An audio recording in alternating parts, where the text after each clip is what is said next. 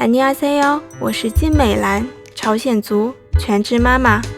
大家都知道朝鲜冷面，但其实在我们那还有一种可以和它相媲美的面条——豆浆面，冰凉爽口，同样很适合夏天。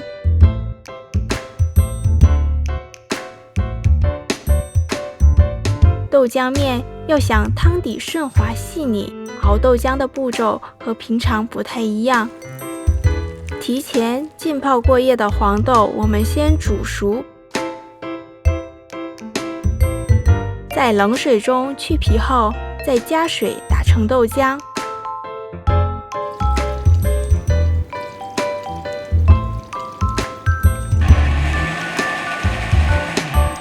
过滤出豆渣。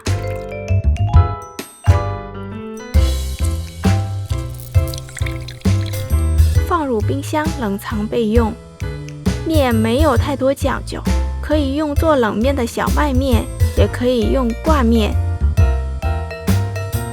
放入沸水锅中煮熟，捞出在冷水里过一下。豆浆面的配料相对简单，黄瓜切丝，西红柿切片，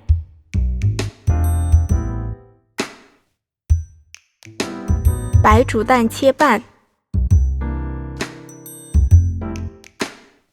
熟白芝麻碾碎，最后把面条盘在碗中，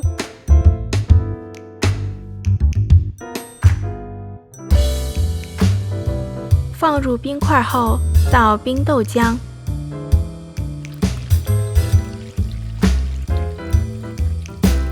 放上西红柿、黄瓜、鸡蛋，再根据自己的口味加盐，清爽的豆浆面就做好了。